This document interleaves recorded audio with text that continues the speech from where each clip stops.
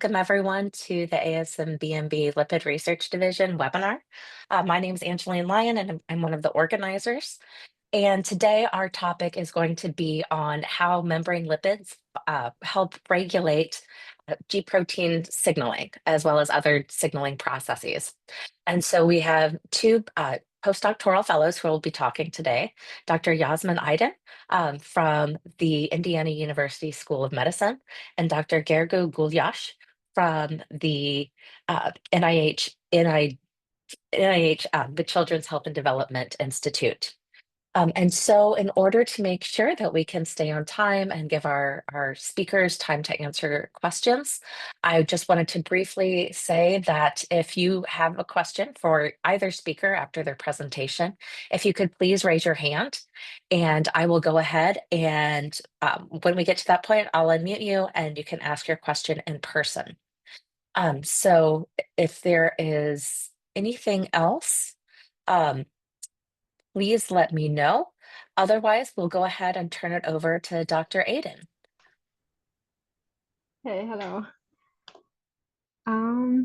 Let me fix this thing first. All right. Okay, folks, I hope you can see my screen very well. And I want to say hi from Indianapolis, School of Medicine.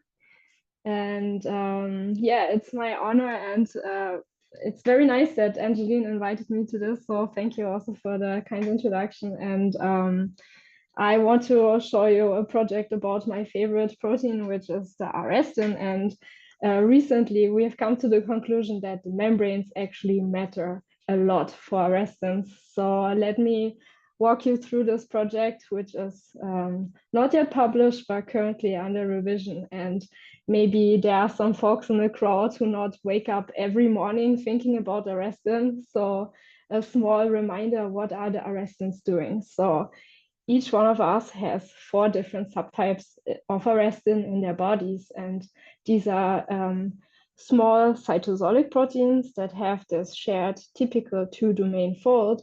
And these are very important regulators of the GPCRs. And so you probably know that the G protein coupled receptors constitute the biggest superfamily of membrane receptors in the human body, and they are really important in a variety of physiological processes. So what do the arrestins do in particular? Well, they stay true to their name because they arrest GPCR signaling. So how do the G protein coupled receptors work? Well, they recognize extracellular stimuli, such as the binding of an agonist, and then they transduce that signal to the inside of the cell, where they couple to the heterotrimeric G proteins. So this is the one world of the signal that is mediated through the G proteins. And then, you know, every good signal needs an end.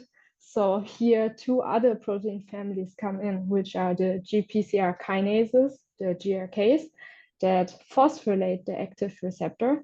And then arrestins can get recruited from the cytosol to bind to the active and phosphorylated GPCR. And here they promote the desensitization of the receptor, which means they effectively block G protein from further interacting with the receptor. And they also cause the receptor internalization via clathrin-coated pits.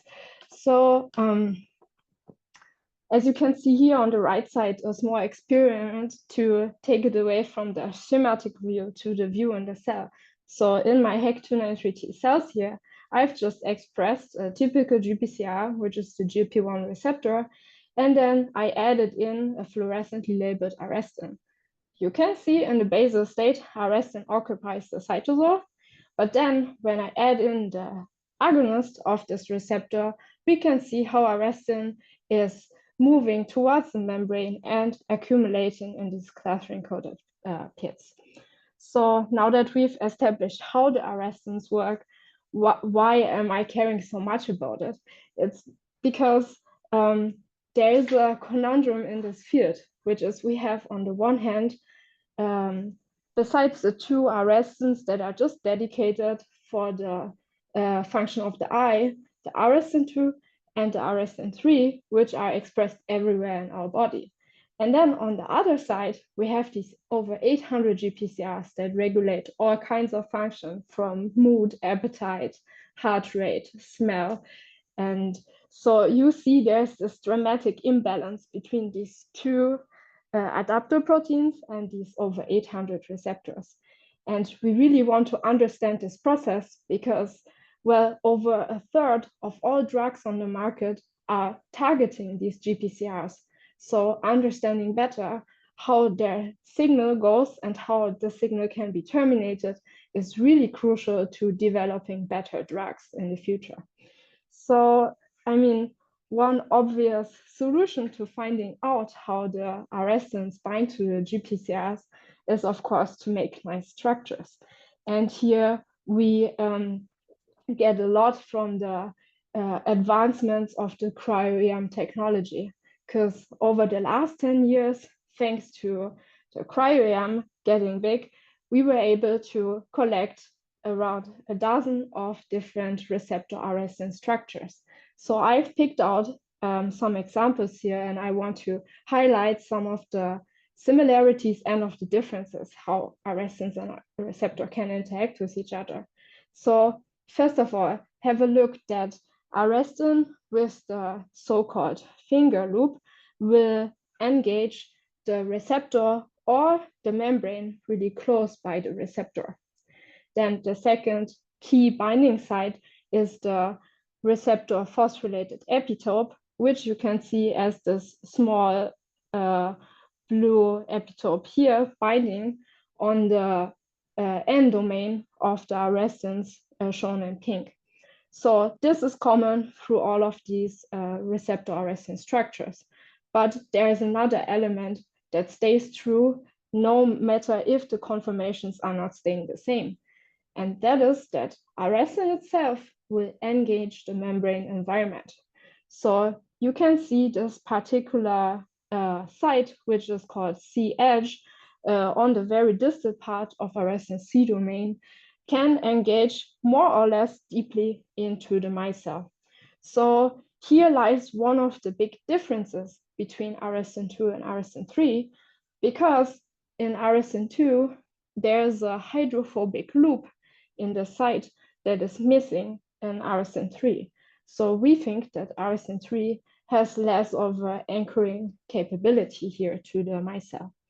So after we have established how the arrestin can engage with the receptor, we now want to know more about how is arrestin interacting directly with the membrane. So here our work comes in, and we try to make it simple. And we have created 4 different model membranes.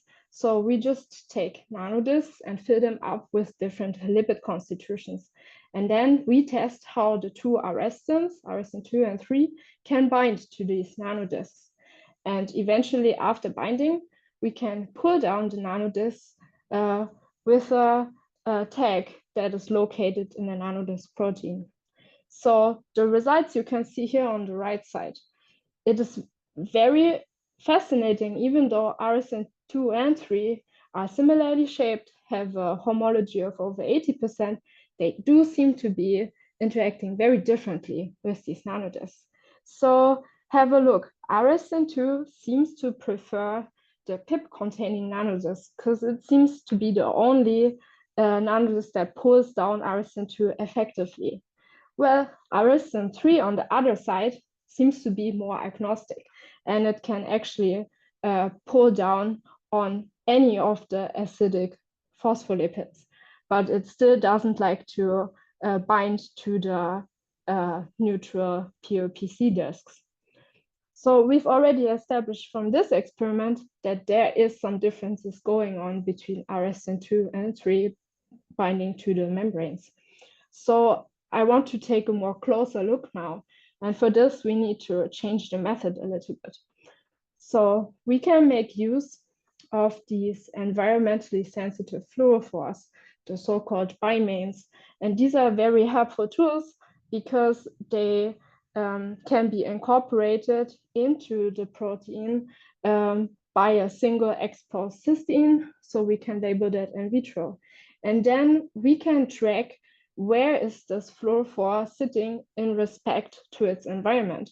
Because when it is in a polar environment, so the arrestin stays in solution, this fluorophore will be quite dim.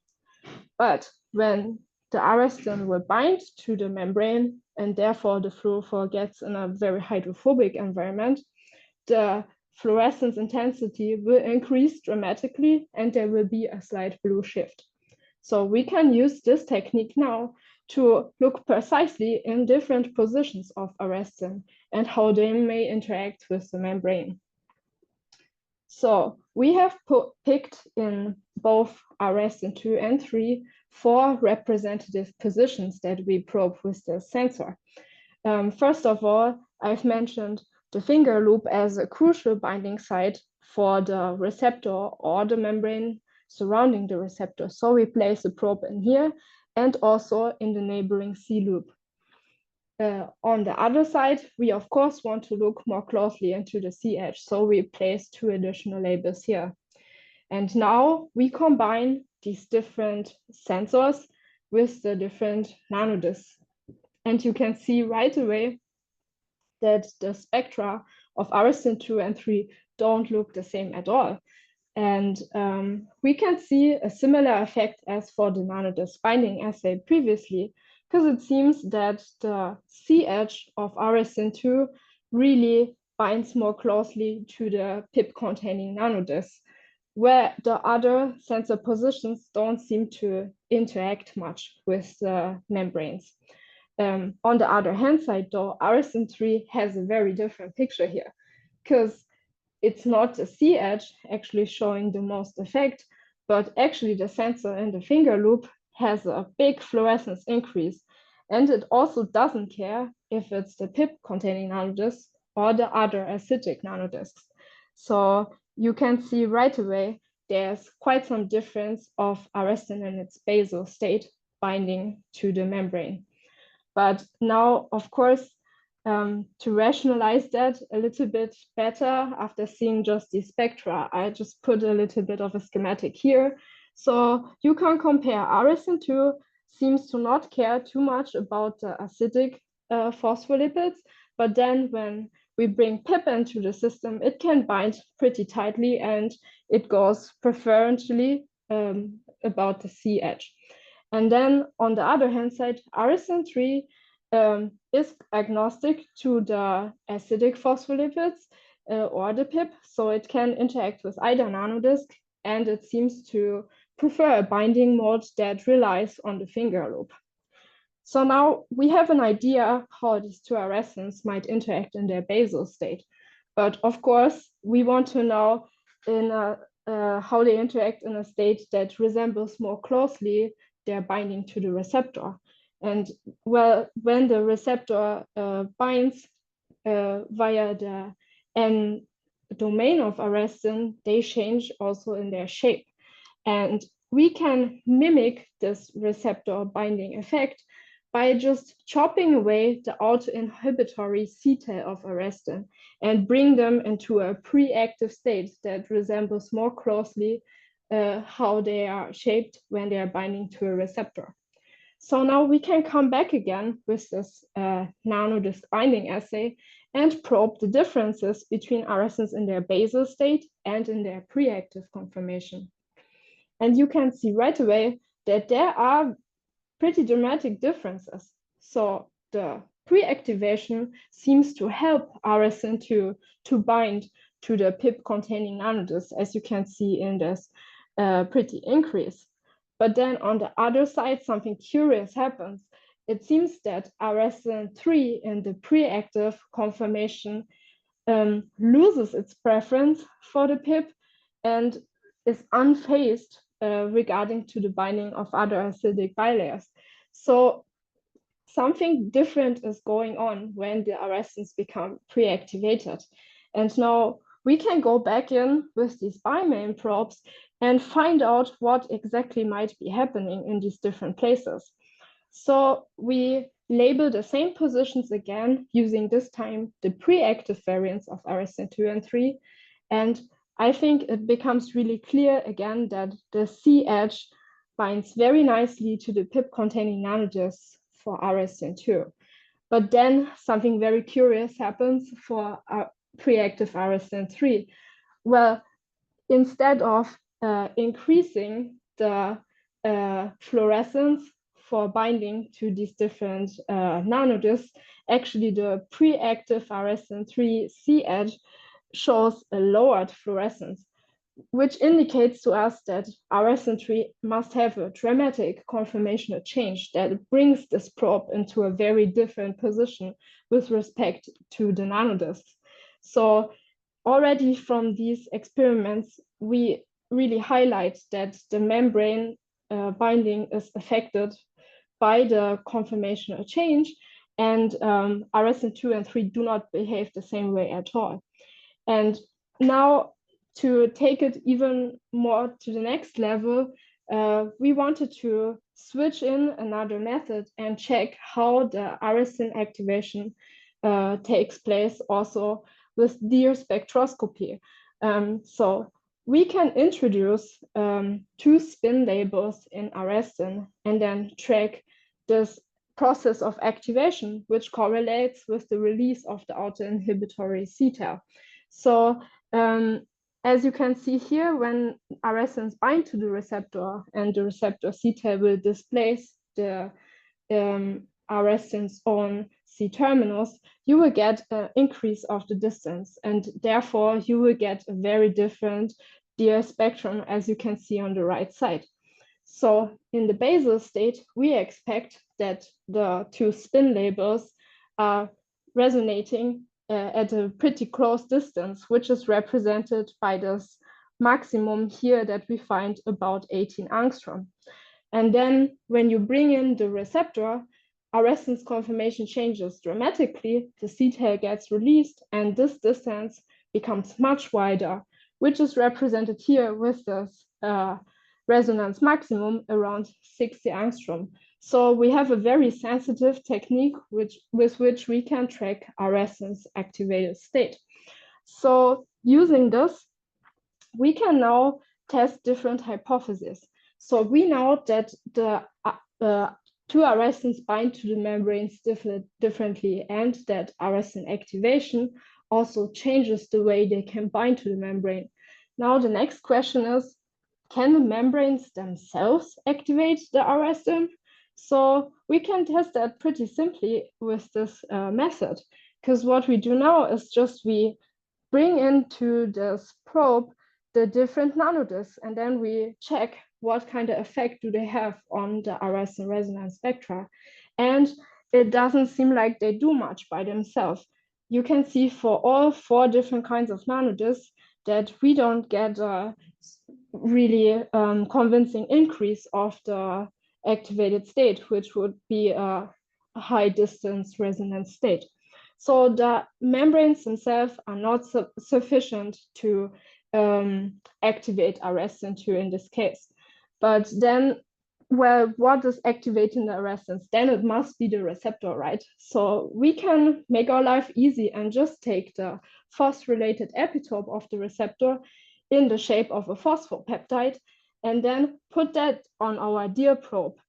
But, well, it is not convincing either, because it doesn't seem like the phosphopeptide by itself can cause RSN to activate. So again, we are missing this peak maximum at around 60 angstrom. So maybe the magic lies in the combination of the membranes and the phosphorylated epitope of the receptor. So now we can just bring in the nanodisc and see it's a huge increase all of a sudden towards the activated state, which we see as a peak coming around 60 angstrom. And it seems that the phosphopeptide in combination with any of these different nanodiscs can cause this activation. So it seems like that the phosphorylated receptor and the membranes act in synergy to bring RSN to its fully activated state. So now you can say, okay, Yasmin, this is all nice, but this is just a nanodisc and we don't care about this artificial model. Well, we can also see dramatic differences when we check the live cells. So here we are using fluorescence imaging, and we use actually turf imaging to track very at a high spatial resolution where the fluorescent labeled arrestants and receptors are residing. So I want to take away from this analysis 3 key points. So first of all, we can see that arrestin 2 and 3 in the live cell do not behave the same. It seems like arrestin 3 actually binds to the membrane after receptor stimulation to a much higher extent, but then it also drops off. It doesn't stay on the plasma membrane. Well, compared to the binding of the arrestants within the clustering-coated pits after receptor stimulation, it seems like arrestin 3 constantly can associate in these clustering-coated pits to a little bit higher extent compared to arrestin 2. And now when we look at the clustering-coated pit itself, we can see that arrestin 2 seems to be the lazy sibling because it takes quite a long time to accumulate with the receptor in the clustering-coated pits, where arrestin 3 is right there. It goes into the clustering-coated pit much faster, and it will stay in there together with the receptor.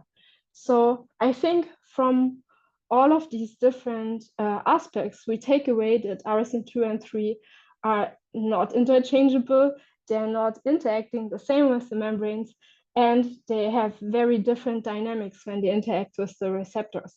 So coming back to this initial question, how come that we have 800 receptors on the one hand side, and we have only 2 arrestants doing the job, arresting their signal? How can this be? I think the membrane actually brings in quite some information to enable this diverse signaling. So it might, even out the balances here.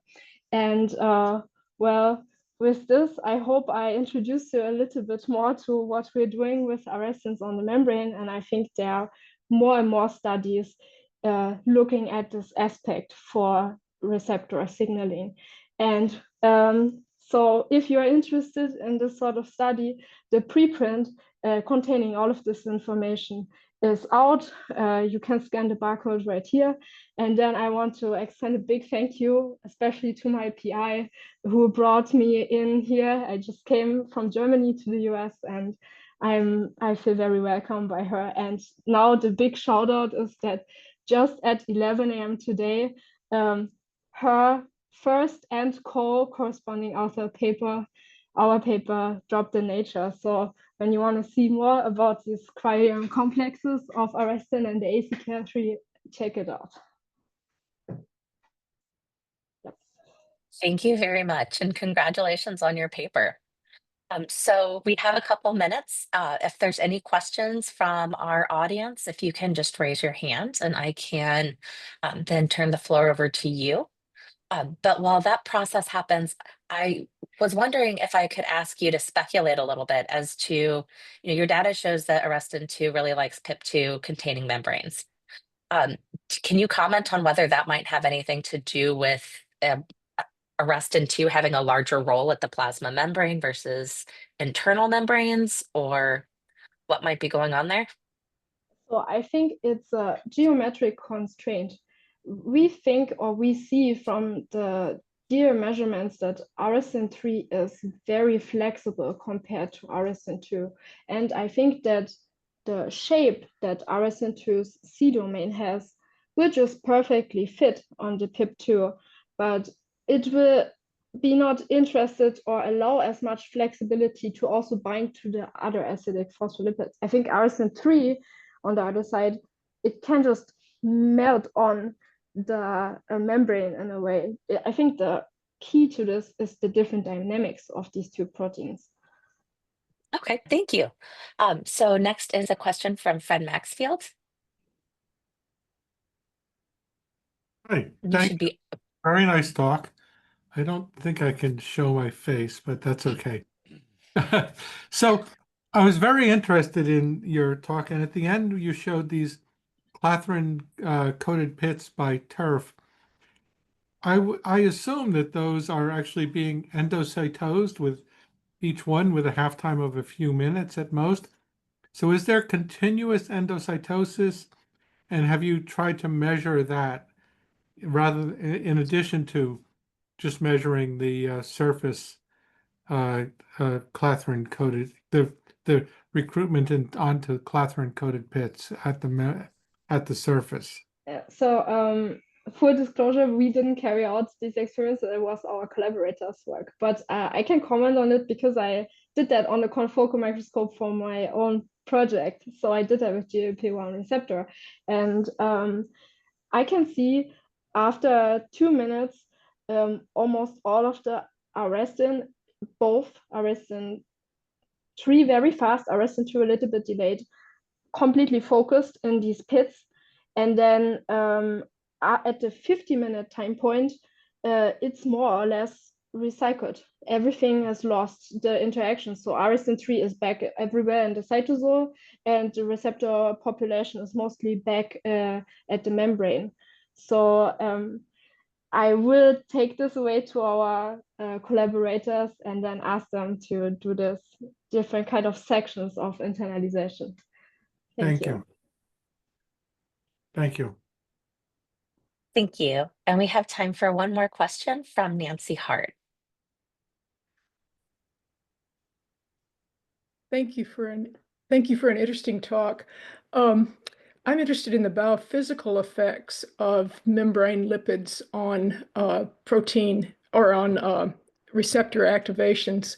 And so I think it might be really interesting to do the same experiment instead of varying head groups, to vary the fatty acids on the head group. So for instance, using a phosphatidylcholine that has a much more fluid or much less fluid lipid bilayer, and to see how that affects signaling.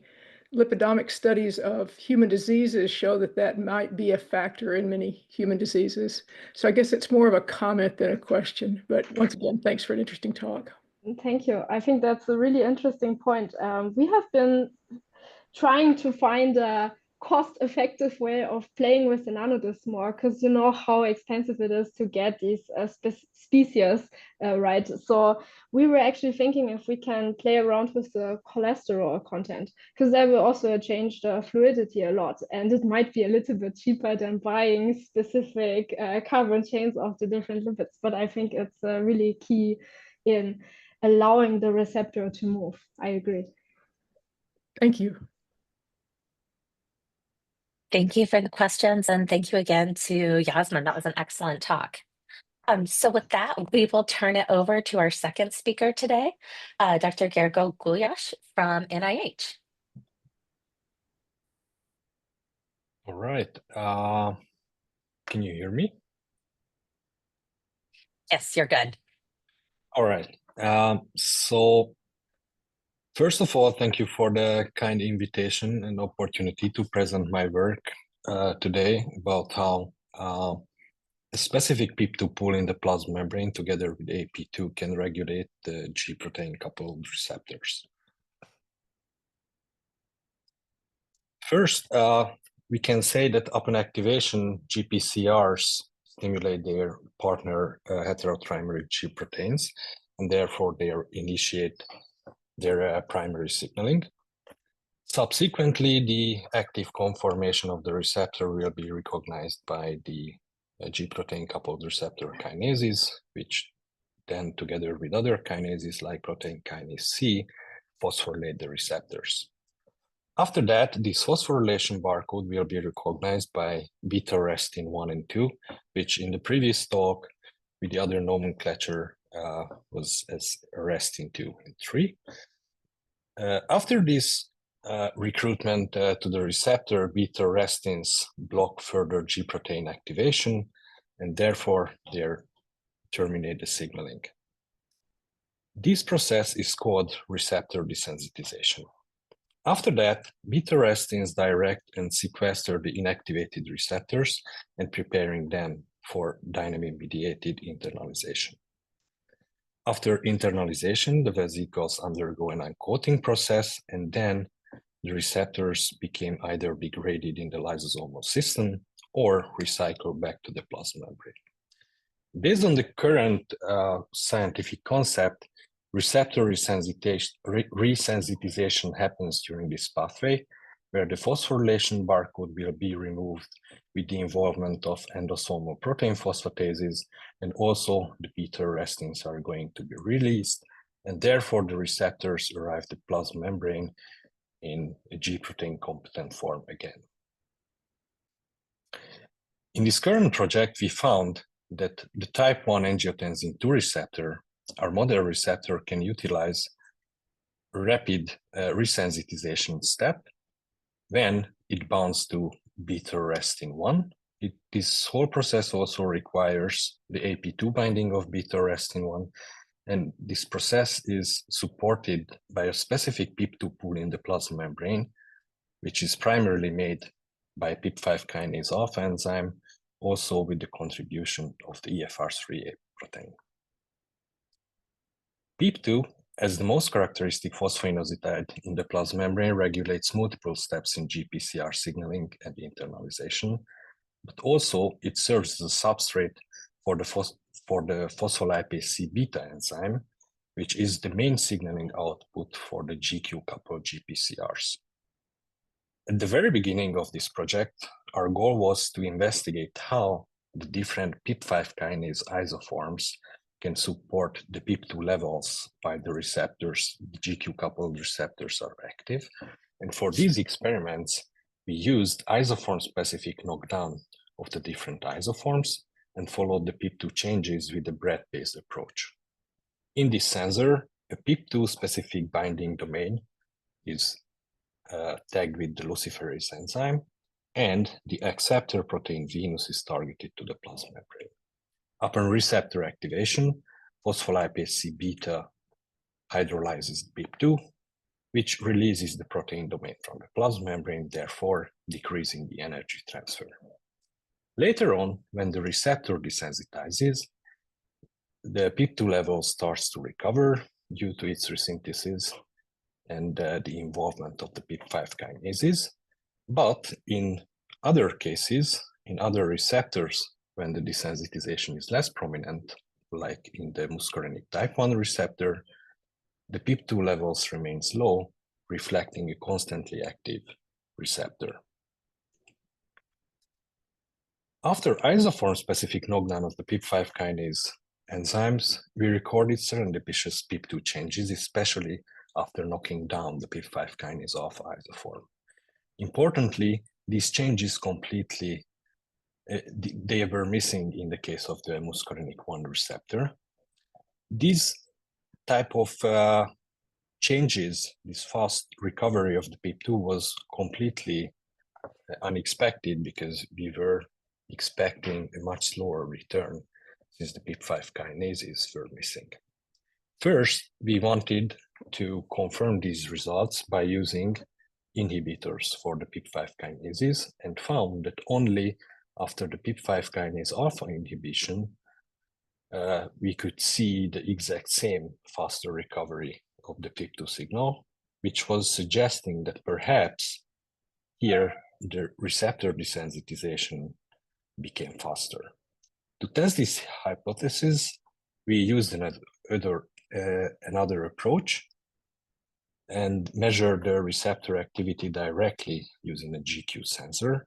In this GQ sensor, GQ activity sensor, the donor M turquoise protein is connected to the alpha subunit of the heterotrimeric G protein, whereas the acceptor protein Venus is connected to the beta gamma subunits.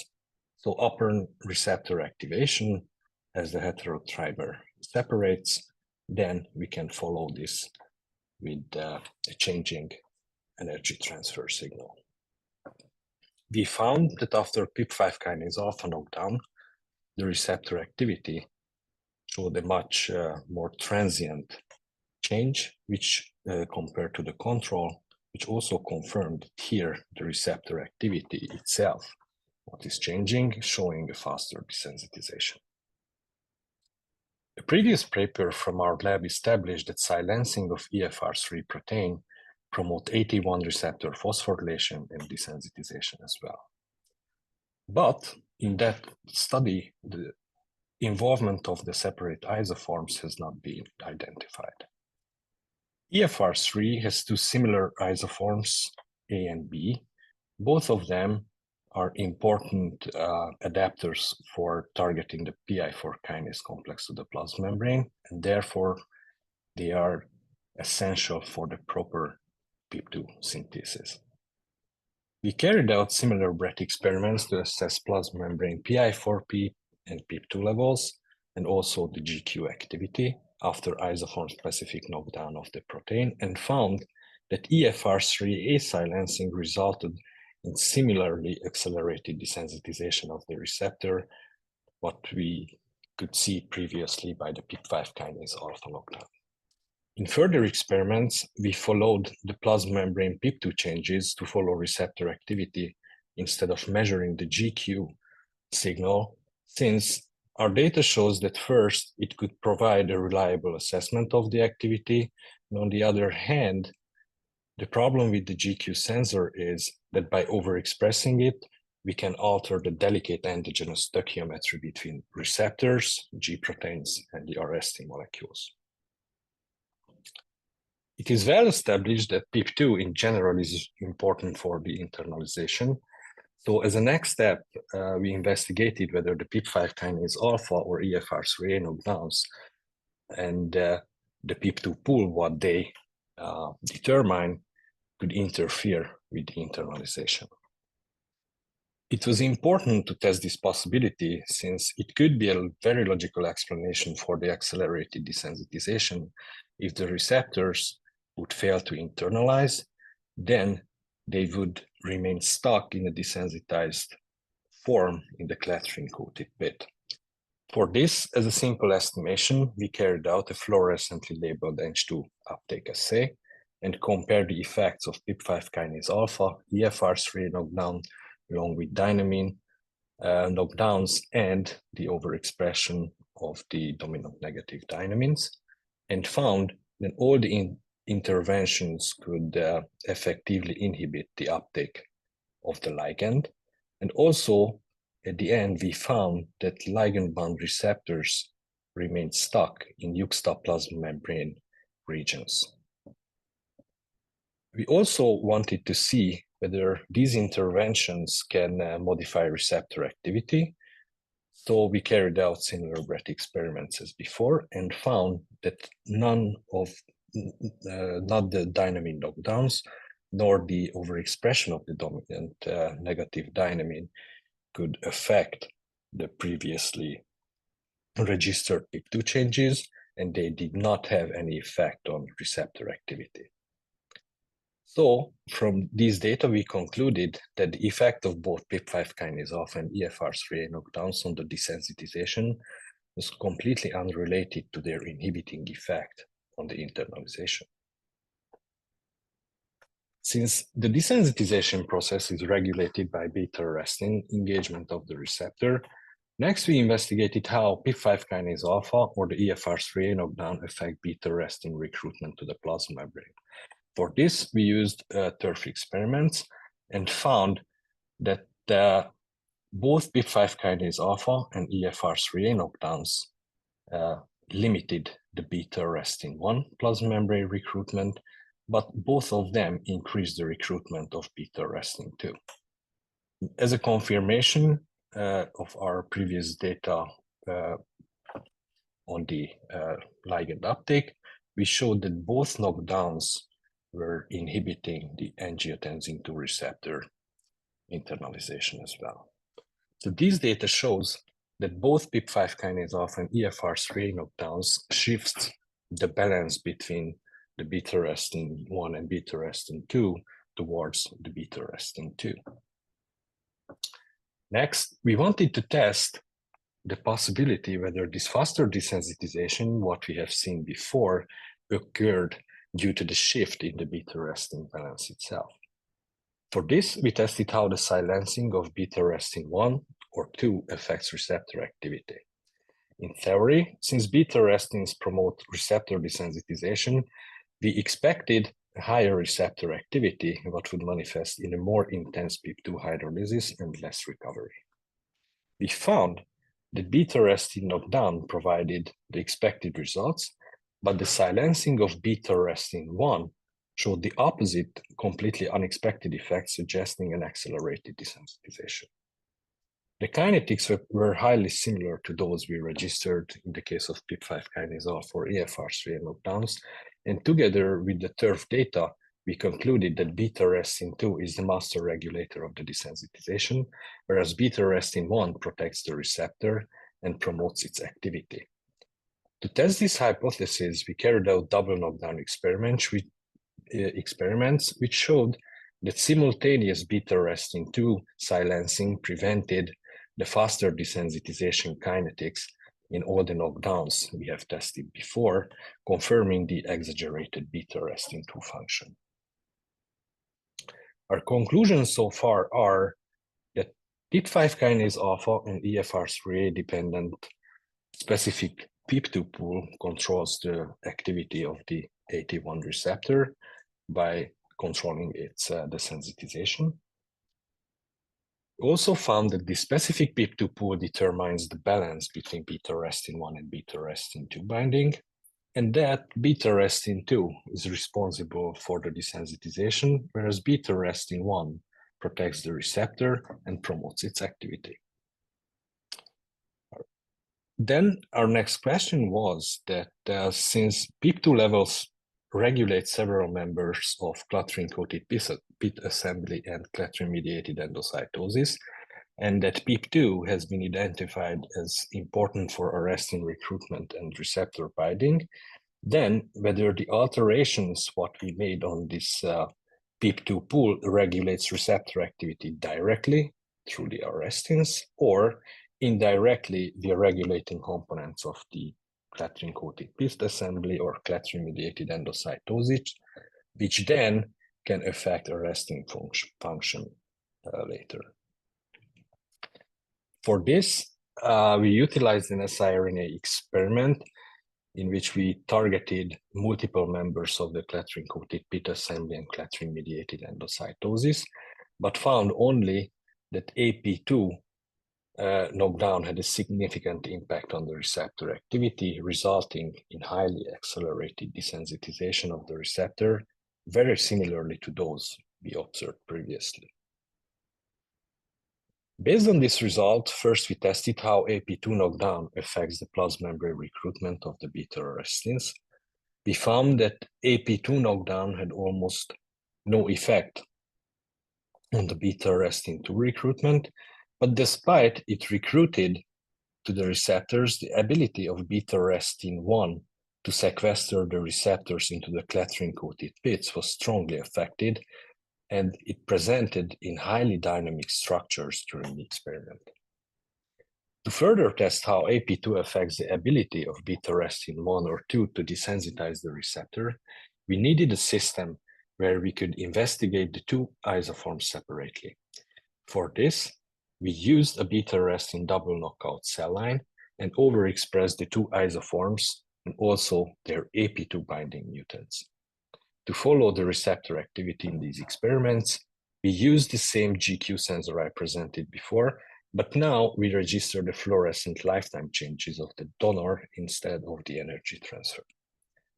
We found that beta-arrestin 1 is less capable to desensitize the AT1 receptors than beta-arrestin 2, but after introducing the AP2 mutation in beta-arrestin 1, it becomes as effective as beta-arrestin 2 or its AP2 binding mutant, which two did not differ at all from each other.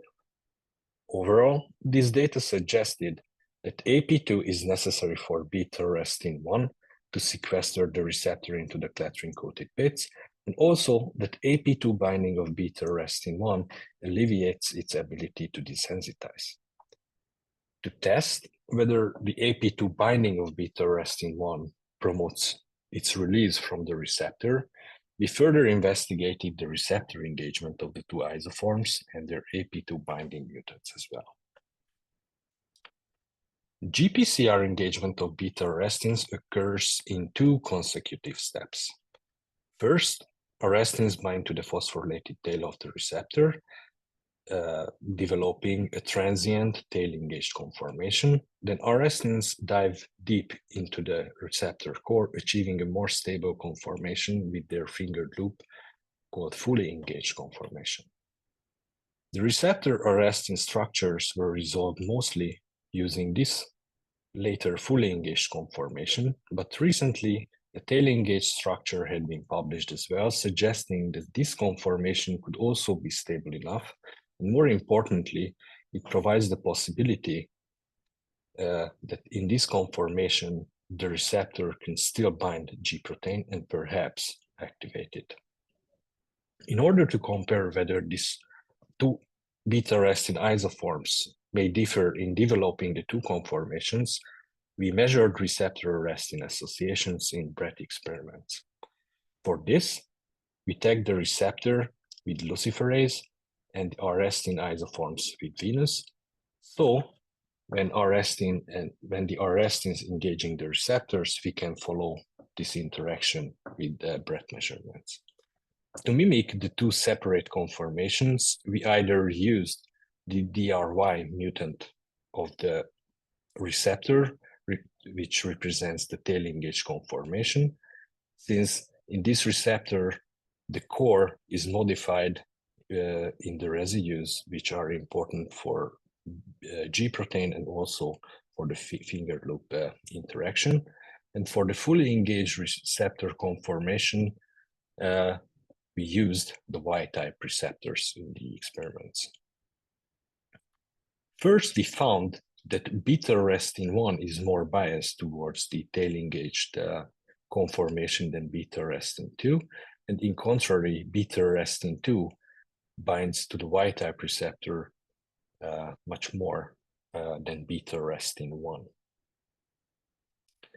1. Next, we wanted to reverse the arrestin receptor interaction by applying an inhibitor quickly after receptor stimulation. And in these experiments, we found that beta-arrestin 1 dissociated from the receptor more than beta-arrestin 2 did. But when we repeated these experiments with the AP2 binding mutants, then the difference the difference between the beta-arrestin 1 and beta-arrestin 2 disappeared. More importantly, we could also see that in the case of beta-arrestin 1, the spontaneous dissociation also eliminated. So altogether, this data shows that EFR3 and PIP5 kinase alpha are determining a specific PIP2 pool in the plasma membrane, which can regulate the balance between the beta-arrestin 1 and beta-arrestin 2 binding. The beta-arrestin 2 engaged receptors remain desensitized and being collected in clathrin-coated pits for internalization, whereas the beta-arrestin bound receptors could resensitize after AP2 interaction and possibly developing a stable tail-engaged conformation, allowing simultaneous G protein activation of the plasma membrane. And important to note, however, that this process could be very different in other receptors, considering the high variabilities in the conformations of the receptor arrestin complexes. Therefore, at the end, I really want to thank Tamás for being such a fantastic mentor. Thank you for hiring me and letting me stay in your lab for almost 7 years. I also want to thank my current lab members and previous lab members, especially for Takashi Baba or Donny Toth, who were putting the first brick of this project to the base. And I also want to highlight Joshua Pemberton. Josh was sitting next to me for years in the lab and Thank you for the endless conversations.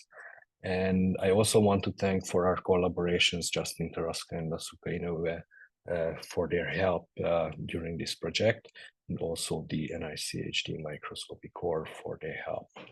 Thank you for your attention, and I'm happy to take any questions.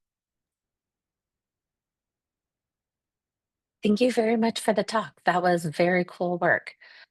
If there's any questions from the audience, again, if you can just put your hand up and I can unmute you. I was wondering if you could perhaps hypothesize a little bit about why you think that beta-arrestin 1, or what might be happening that beta-arrestin 1 is preferentially engaging AP2. Like, So I did not show in these data, but so what we found is, and it's closely related what Yasmin showed, that I think that beta-arrestin 2 and 1 differs in one thing very clearly. So beta-arrestin 2, at least in our experiments, pre-assembles with the clathrin-coated pit on its own, and it's much more PIP2 sensitive protein in that sense. So in a basal state, beta-arrestin 1 is completely cytosolic, then it binds to the receptor, and after that, I don't know why, but this is the one which only goes to the pit together with the receptor if AP2 is present. If AP2 is not present, then, or we use the AP2 binding mutant, we tested both, and beta-arrestin 1 binds to the receptor, and it's just not going to the pit, but then it keeps the receptor in a desensitized form. I don't know, maybe, just one more comment to this. It could be a difference also. We didn't tested it, but it could be that beta-arrestin 1, just because this PIP2 binding and its preference for PIP2, it's maybe a much more important regulator only in the GQ coupled receptors, but not in the other ones. It would be a really interesting thing to think about and to measure, but it could be. Thank you. All right, so we have a question from Nancy Hart.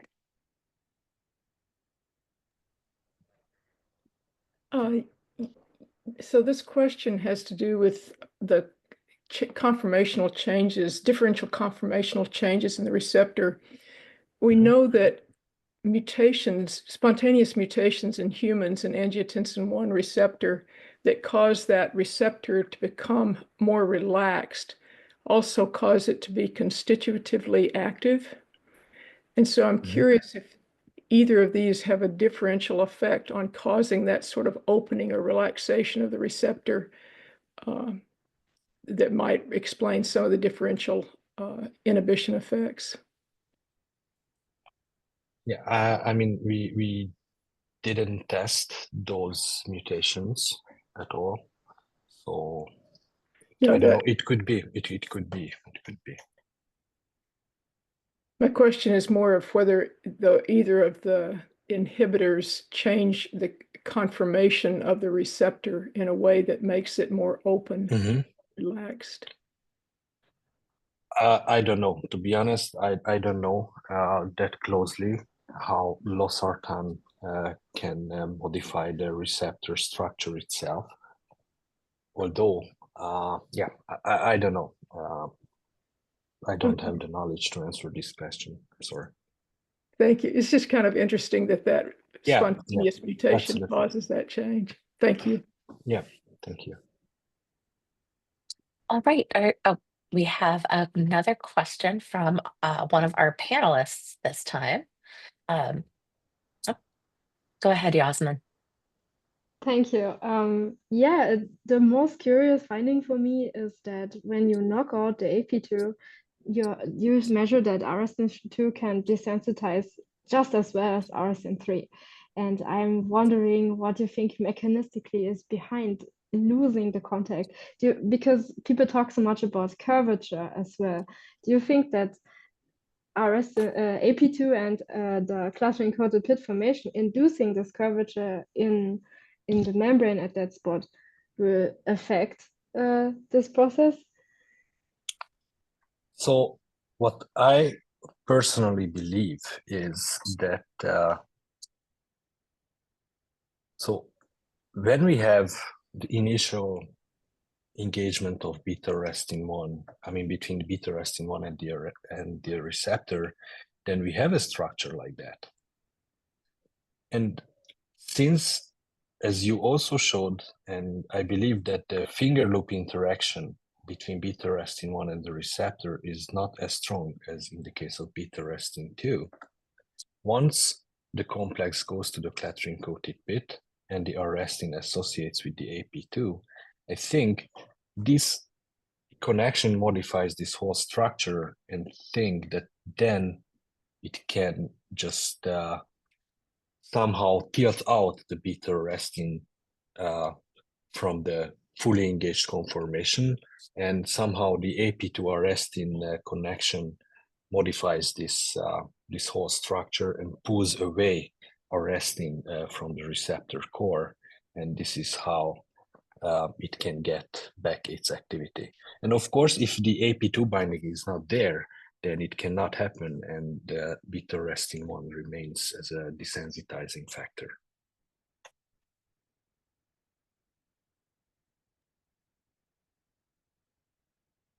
Yeah, thank you. All right. Well, if there are no further questions, please join me in thanking our two fantastic speakers today, Yasmin Aydin and Gergo Gulyas. And thank you for participating in the ASBNB Lipid Research Division seminar. And please keep an eye out for future webinars coming later this year. Thank you so much. Thank you. Thank you.